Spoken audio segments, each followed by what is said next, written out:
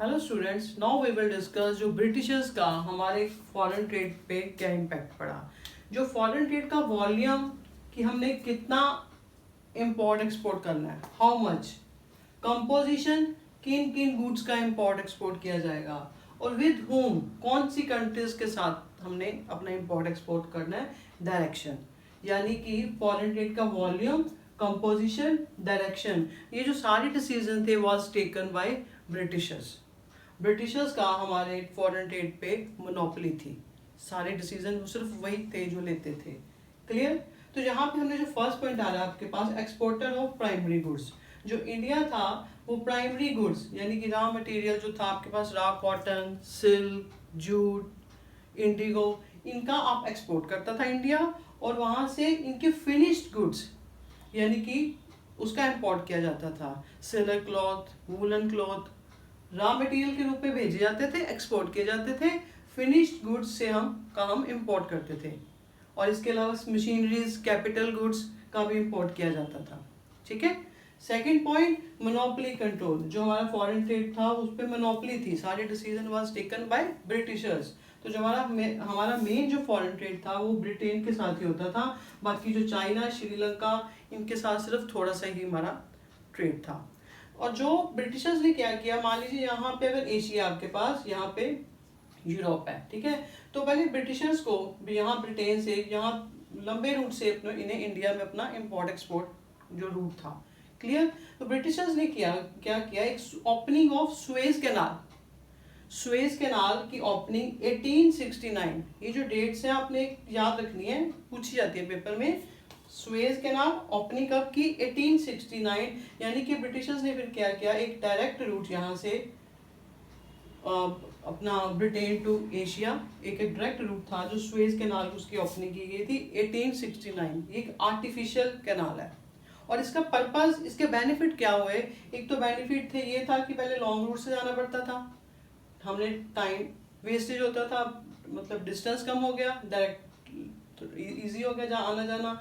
दूसरा, ट्रांसपोर्टेशन भी ज़्यादा होती थी। नाउ यानी कि सुएज कैनाल की पर बेनिफिट क्या हुए, इसने reduce the cost of transportation and reduce the distance. Clear. तो जो हमारा फॉरेन ट्रेड था, जो हमारा exporter, India at that time good exporter था, तो उसको अपने एक्सपोर्ट से काफ़ी सारा सरप्लस, काफ़ी पैसा मतलब बचता भी था। ठीक है। तो बट वो जो पैसा था हमारा, वो पॉइंट आ रहा है आपके पास, ड्रेन ऑफ इंडियन वेल्थ। जो इंडिया का वेल्थ थी वो सारी उसका ड्रेन हो रहा था, ड्रेन यानी कि बाहर को जा रहा था। क्यों जा रहा था, क्योंकि एक तो जो ब्रिटिशर्स ने अपनी कॉलोनियल एस्टेब्लिशमेंट करने पे हमारा पैसा लग जाता था, दूसरा जो हमने उधर से गुड्स का इंपोर्ट करना है उस पर हमारा पैसा वेस्ट चला जाता था, तीसरा कुछ भी जो ब्रिटिशर्स ने अपनी war to meet the expenses on war, उस पर हमारा पैसा स्पेंड हो जाता था।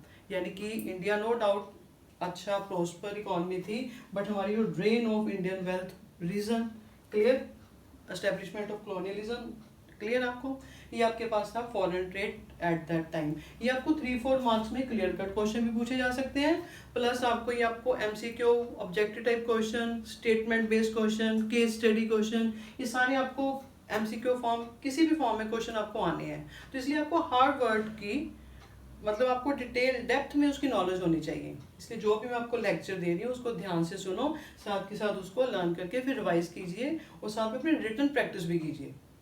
ठीक है। तो जो भी डेट्स आपके साथ पास आ रही है उसको अपने क्लियर कट याद रखना है। ठीक है। ये था आपके पास फॉरेन ट्रेड। नाउ आपके पास आ रहा है डेमोग्राफिक कंडीशन। जो इंडिया के eight that time demographic condition क्या थी। एक तो सबसे इंपॉर्टेंट बात है जो फर्स्ट सेंसस, सेंसस का मतलब होता है जो काउंटिंग की जाती है कि आपकी कंट्री में पॉपुलेशन कितनी है, वो सबसे फर्स्ट काउंटिंग 1881 में हुई थी at the time of Britishers. ठीक है। 1881, ये हर आफ्टर 10 ईयर के बाद होती है, जो लेटेस्ट हुई है वो 2021 में हुई है।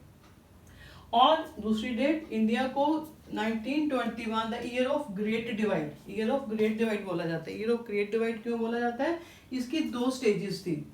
एक स्टेज जो 1921 से पहले हमारी जो पॉपुलेशन थी वो तेजी से बढ़ती भी थी, और हाई बर्थ रेट भी ज़्यादा था और डेथ रेट भी ज़्यादा था, दोनों यानी कि बराबर हो जाती थी। जो उसकी कॉसेस दो थी नॉर्मल थी, सेम स्टेज पे रहती थी। बट आफ्टर 1921 जो पॉपुलेशन है वो तेजी से बढ़नी स्टार्ट होगी बिकॉज ऑफ हेल्थ फैसिलिटीज। ठीक है। तो तेजी से मतलब जो बढ़ती है तो बढ़ती ही गई, दैट्स वाई 1921 को the year of great divide कहा जाता है। फिर आपके पास थर्ड पॉइंट आगे पॉइंट आ रहा है high birth rate and death rate. जो एट दैट टाइम जो हमारा बर्थ रेट था वो वेरी हाई था। अगर 1000 पर माना जाता है तो 1000 के पीछे 48 बर्थ रेट था और डेथ रेट 40 पर 1000। यानी कि कह रहा है कि अगर आप इसको परसेंटेज में काउंट करोगे ना, ठीक है, तो 4.8 था बर्थ रेट और डेथ रेट थी 4%, जो काफी ज्यादा है। फिर आ रहा है आपके पास लिटरेसी रेट। लिटरेसी रेट का मतलब होता है ability to read and write. ये टू द पॉइंट डेफिनेशन भी पूछी जाएंगी आपको। What is literacy rate? Literacy rate ability to read and write. जो उसमें जो लोग पढ़े लिखे थे वो लेस देन 16% थे। जो अब हमारा लिटरेसी रेट है 77.70 है। उसमें से मेल फीमेल का अलग निकालेंगे तो मेल का 84.70% है और फीमेल का 70.30% है। वैसे आपको इसको आप याद करने की जरूरत नहीं, आपको सिर्फ eight that time literacy rate हमारा लेस देन 16% था। फिर आ रहे हैं आपके पास पुअर हेल्थ फैसिलिटीज। जो हमारे पास हेल्थ फैसिलिटीज ही एट दैट टाइम पुअर थी। फिर high infant mortality rate. High infant mortality rate का मतलब होता है death of children below the age of 1 year. यानी कि 1 ईयर तक पहुंचने से पहले ही बच्चों की डेथ हो जाती थी, below the age of 1 year. वो क्या थी तब, क्या परसेंटेज थी, मतलब 218 पर 1000 था। पर 1000 के पीछे 218 इन्फेंट मोर्टेलिटी रेट था, जो नाउ आपके पास 17 है। क्लियर? काफी फर्क है ना। अब हेल्थ फैसिलिटीज ज्यादा है, रीजन ये है। अब फिर आ रहा है आपके पास लाइफ एक्सपेक्टेंसी। लाइफ एक्सपेक्टेंसी मतलब average life of a person. एक पर्सन की एवरेज कितनी लाइफ थी एट दैट टाइम? 32 ईयर उसकी लाइफ मतलब मानी जाती थी और अब 69 ईयर। फिर wide separate poverty. Eight that time जो हमारी इंडिया की जो इकोनॉमी थी, हर तरफ गरीबी गरीबी गरीबी ही फैली हुई थी। ये आपके पास था डेमोग्राफिक कंडीशन। इसमें जो भी डेट्स आ रही हैं 1881, 1921 क्लियर कट आपको याद होनी चाहिए। और जो भी definition literacy rate, high infant mortality rate, what life expectancy, ये आपको क्लियर कट पूछी जाती है, इसको अपने याद करना है। और जो भी है साथ साथ रिटर्न प्रैक्टिस करते जाइए।